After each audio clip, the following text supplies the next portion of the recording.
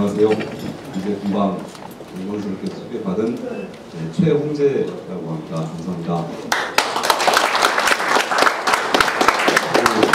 프리젠테이션 작동하기 전에 잠깐 제가 이제 오늘 드리는 말씀은 제가 직접 주체사상 학생운동을 하게 된 이유, 그리고 그 과정에서 일단 다시 전향을 하게 된 그 이유, 그리고 제가 경험하면서 주체사상파들의 어떤 현재적인 어떤 상황, 그런 전반적인 이야기를 드리겠습니다.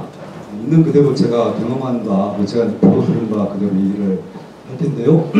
아무래도 이제 있는 그대로 말씀을 드려야 정확하게 이제 이해를 하실 수 있을 것 같고, 그래서 말씀을 드리겠습니다.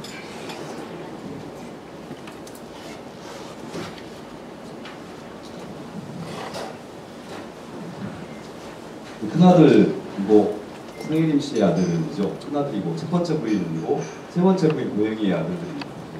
김정일 입장에서 둘째 아들이고, 고영이 입장에서 첫 번째 아들이고, 이 친구가 김정은이죠. 그 친구를 1984년생이니까 우리 나이로 28, 29. 근데 이 어린아이를 추종하는 사람들이 있습니다. 이런 사람들이, 이게 이제 아까 김정은이 노동당 대표자 대회에서 후계자가 확정된 다음에 이제 나온 내용들입니다.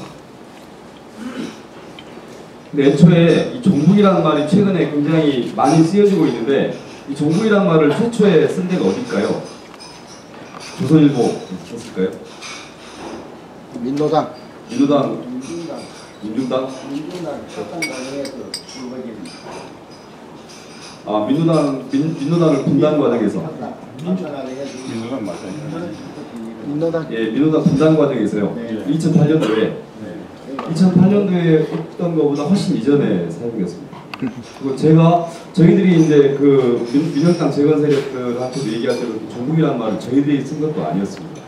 종북이라는 말을 쓴 거는 말씀하신 대로 그때부터 이제 본격화되기 시작했는데, 2008년부터 종북이라는 말은 99년도에 처음으로 사용됩니다. 누가 사용을 하냐면 사회당이라고 하는, 그 당시에 1999년도 사회당이 있었는데, 사회당 단수였던 사람이 일단 주사파 운동 세력을 두고 종북 세력이다 이렇게 얘기를 처음으로 하게 됩니다. 그리고 그게 이제 일반화되기 시작한 게 이 사람들이 사용을 하면서부터입니다.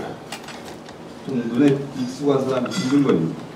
이 사람은 나는 파리의 택시 운전사라는 책을 쓴 홍세화라는 사람입니다. 난민전 사건으로 망명을 했죠. 파리에 이제 나가 있었는데 난민전 사건이 났고, 난민전 사건이 관련자니까 그때 망명을 해서 이제 파리에 있다가 이제 귀국해서 이제 활동하는 사람입니다. 주로 한겨레 신문에서 논설위원으로 활동을 했고, 최근에는 민노당에도 물론 참여해서 활동을 했죠. 최근에는 진보신당, 그러니까 민노당이 분당하면서 노회찬 신상정이 탈당을 했고 진보신당을 만들었는데, 진보신당의 당수입니다. 이 사람들이 초반에 이 사람들은 이제 주사파가 아닙니다. 학생운동을 이렇게 특별하게 열심히 했던 사람도 아니었죠. 이 사람들이 이른바 NL그룹하고 같이 대화를 하는데 도대체 이해가 안 되는 말을 계속 하는 겁니다. 그래서 진중권 이제 이 사람이 한 얘기가, 이 사람들이 정말 추종하는 것은 조선노동당이다. 이 사람들은 조선노동당 이중대다. 이 사람들은 종북 세력이다. 이렇게 진중권이 얘기합니다. 그리고 홍세화 씨가 얘기를 하는 거는, 이 사람들은 도대체 합리적 이성이라고 찾아볼 수가 없다. 이 사람들은 광신자 집단이다. 이 사람들은 진보가 아니고 종북 주체일 뿐이다. 이런 얘기를 2000년대 초반에 합니다. 종북이라는 말이 그때부터 서서히 사용되기 시작했죠. 그러다가 아까 선생님께서 말씀하셨다시피 노회찬 신상정 씨가 2008년도에 탈당을 하면서 얼마나 억울했겠습니까? 자기들이 민노당을 만들었는데, 실제로 이 사람들이 민노당을 창당을 했었어요. 그 당시 민노당에는 주사파가 거의 없었습니다. 그러다가 이 사람들이 창당했는 민노당에 주사파가 대거 들어가면서 다수파가 되니까 이 사람들이 쫓겨난 거죠.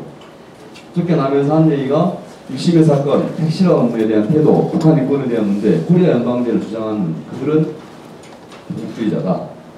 탈당을 합니다. 근데 이 사람들은 웃기는 사람들이에요. 또 그렇죠. 종북주의자라고 해서 탈당을 했는데 다시 그들과 손을 잡고 통일진보당을 통합진보당을 만들었습니다. 그 당시에 이제 홍세화 씨가 진보신당으로 있던 데에서 작년 10월 9월입니다. 작년 8월에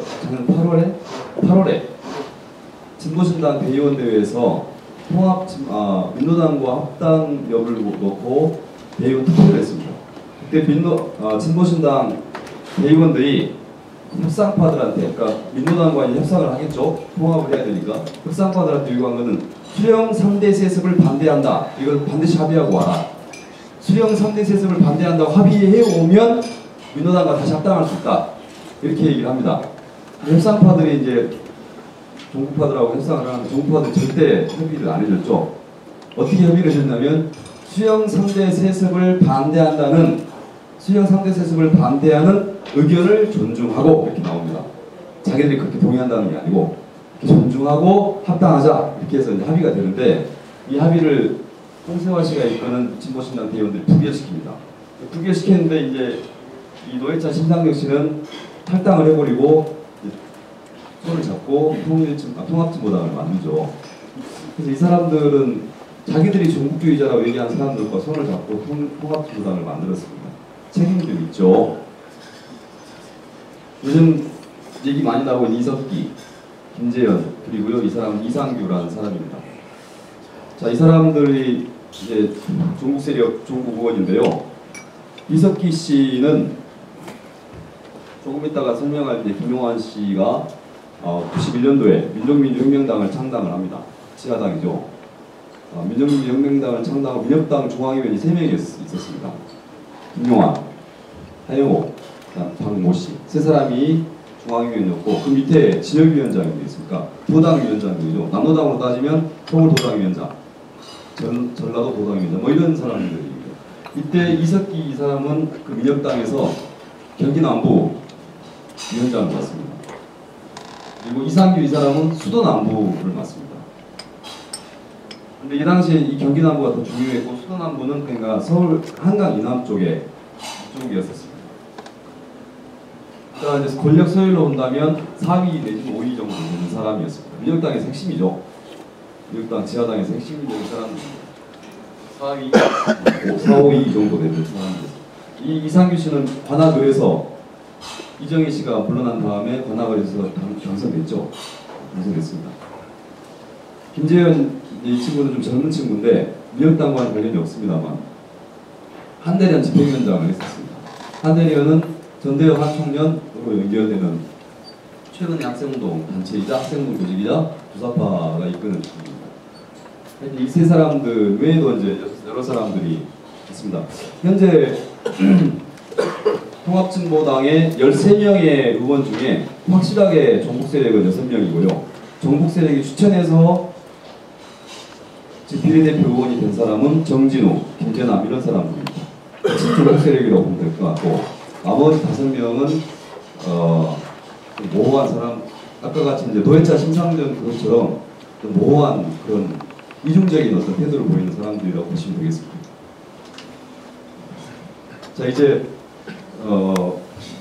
제가 학생운동을 하게 되고 그리고 제가 주사파에 참여하게 되고 이 과정 그리고 이제 제가 다시 이제 대한민국을 다시 한번 새롭게 인식하고 북한 인권운동으로 나아가게 된 그 제 경험을 얘기하면서 전반적인 상황을 좀 말씀을